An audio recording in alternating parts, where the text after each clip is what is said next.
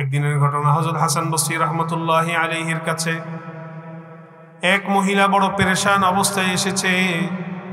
এসে বলছে, হযরত, আমি গত রাতে আমার মেয়েকে হারিয়েছি। আমার কলিজার টুকরা সন্তানটা পৃথিবীর বুক থেকে বিদায় নিয়ে চলে গিয়েছে। আমার কলিজার টুকরা সন্তান চলে যাওয়ার শোকে আমি তো আর এই শোক বরদাস্ত করতে পারছি না, সহ্য করতে পারছি না। আপনি যদি আমাকে এমন কোনো একটা আমল বলে দিতেন যে আমলটা করার মাধ্যমে আমি স্বপ্ন যোগে আমার মেয়ের অবস্থাটা জানতে পারবো। হযরত হাসান বসরি রাহমাতুল্লাহি আলাইহি ওই মহিলাকে বলে দিলেন, তুমি ঈশার নামাজের পরে ইরকা 4 রাকাআতিন, তুমি 4টা রাকাত নামাজ পড়বে। প্রত্যেক রাকাতে সূরা ফাতিহা পাঠ করার পরে সূরা তাকাসুর, আলহাকুমুত তাকাসুর সাথে মিলাবে। নামাজ শেষ করে তুমি দোয়া করবে। আল্লাহ তাআলা আশা করা যায় তোমার দোয়ার উসিলায় এবং এই নামাজের উসিলায় স্বপ্ন যোগে রাতে তোমার মেয়ের অবস্থা তোমাকে দেখিয়ে দিবেন। মহিলা 4 রাকাত নামাজ পড়ে সেই অনুযায়ী আমল করে সে শুয়ে পড়ল।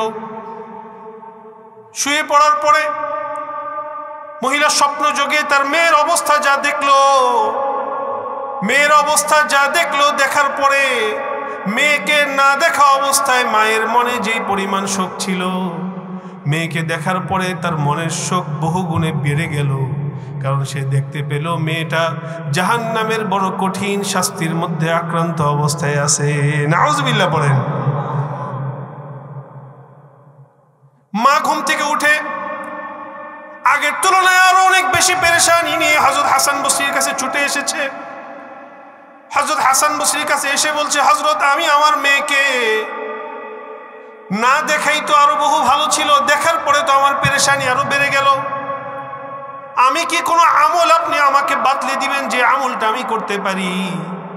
হযরত হাসান বসরি মাকে 2টা আমল বলে দিলেন। বললেন, সাল্লি আলান নবী সাল্লাল্লাহু আলাইহি ওয়াসাল্লাম, তুমি আল্লাহর রাসূলের নামে বেশি বেশি দুরূদ পাঠ করতে থাকো। ওয়া তাসাদদাকি, আর কিছু দান সদকা করো। লাআল্লাল্লাহ ইউখাফফিফু আনহা, তোমার দান সদকার উসিলায় হয়তো আল্লাহ তাআলা তোমার মেয়ের কবরের শাস্তিকে লাঘব করে দিতে পারে। তো মহিলা হযরত হাসান বসরির কথা শুনে সে অনুযায়ী আমল করার জন্য চলে গেল। ওই রাতের ঘটনা, হযরত হাসান বসরি এবার ঘুমিয়েছেন, শুয়েছেন। শোয়ার পরে তিনি নিজেকে দেখতে পেলেন বড় সুন্দর এক মনোরম বাগানের মধ্যে। যেই বাগান দেখে তিনি বুঝতে পারলেন এটা দুনিয়ার কোনো বাগান না, আল্লাহ তাআলা স্বপ্ন যোগে আমাকে জান্নাতের বাগান দেখানোর জন্য নিয়ে এসেছেন। হযরত হাসান বসরি রাহমাতুল্লাহি আলাইহি জান্নাতের মধ্যে বড় সুন্দর সুন্দর আকৃতির জান্নাতি মানুষগুলোকে দেখতে পেলেন। হঠাৎ তার সামনে এক বড় সুন্দর আকৃতির, বড় সুন্দর পোশাক পরিহিত বউ আরামের মধ্যে আছে। দেখে মনে হচ্ছে আল্লাহ তাআলা অনেক নাজ ও নিয়ামতের মধ্যে রেখেছেন। একটা সুন্দর আকৃতির, সুন্দর পরিবেশের মধ্যে থাকা একটা মেয়ে হযরতের সামনে উপস্থিত। হাসান বসরিকে জিজ্ঞাসা করছেন, হযরত, আপনি কি আমাকে চিনতে পেরেছেন? হাল আরাফতানি, না আমি তো তোমাকে চিনিনি, তুমি কে? মেয়ে বলছে, গতকাল আপনার কাছে যে মহিলা তার মেয়ের অবস্থা জানার জন্য এসেছিলেন, যে মেয়ের অবস্থা বড় ভয়াবহ বর্ণনা করেছিলেন, আমি সেই মেয়ে। হযরত হাসান বসরি বলেন, কি ব্যাপার? তোমার মা তো তোমার অবস্থা পুরো ভিন্ন বর্ণনা করেছিলেন, তোমার অবস্থা এরকম আমূল পরিবর্তন হয়ে গেল কিভাবে? মেয়েটা হযরত হাসান বসরিকে বলছেন, আমার মা আমাকে যে অবস্থায় দেখেছিলেন বাস্তবতা তাই ছিল, কিন্তু আমার মা আমাকে দেখার পরে আমরা যেই গোরস্থানে শায়িত, এই গোরস্থানের পাশ দিয়ে মাররা বিকুবুরিনা রাজুলুন সালিহুন, আল্লাহর এক নেককার বান্দা আমাদের কবরের পাশ দিয়ে গমন করেছেন। কবরের পাশ দিয়ে যখন কোনো মুসলমান চিনক না চিনক কোনো গোরস্থানবাসীর পাশ দিয়ে যায়, তার মনের মধ্যে ওই কবরস্থানবাসীর প্রতি একটা মহাব্বত জাগ্রত হয়। তো ওই আল্লাহর নেককার বান্দা আমাদের কাউকে না চিনলেও তিনি আমাদের গোটা কবরস্থানবাসীর জন্য ইসালে সওয়াব করার জন্য একবার দুরূদ শরীফ পড়লেন। জোরে আওয়াজ দিয়ে বলেন, কয়বার? একবার দুরূদ শরীফ পড়ে যখন আমাদের এই গোরস্থানবাসীর জন্য তিনি ইসালে সওয়াব করে দিলেন,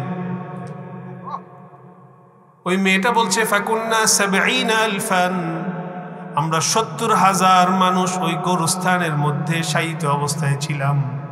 ওই আল্লাহর এক নেককার বান্দা একবার দুরূদ শরীফ পড়ে আমাদের গোটা কবরস্থানবাসীর জন্য ইসালে সওয়াব করার পরে আল্লাহ তাআলা আমাদের গোটা কবরস্থানবাসীর প্রত্যেককে আল্লাহ তাআলা মাফ করে দিয়েছে। দোস্ত, দুরূদ শরীফের ফজিলত রাসূলুল্লাহ সাল্লাল্লাহু আলাইহি ওয়াসাল্লাম বলেছেন, যে ব্যক্তি একবার দুরূদ শরীফ পড়বে আল্লাহ তাআলা তার উপরে 10টা রহমত নাজিল করবেন, আল্লাহ তাআলা তার 10টা গুনাহ মাফ করবেন, আল্লাহ তাআলা পরকালে তার 10টা মর্যাদা বুলন্দ করে দিবেন। এজন্য যখনই রাসূলুল্লাহ সাল্লাল্লাহু আলাইহি ওয়াসাল্লামের নাম আমাদের সামনে উল্লেখিত হবে দুরূদ শরীফ পড়ব তো ইনশাআল্লাহ।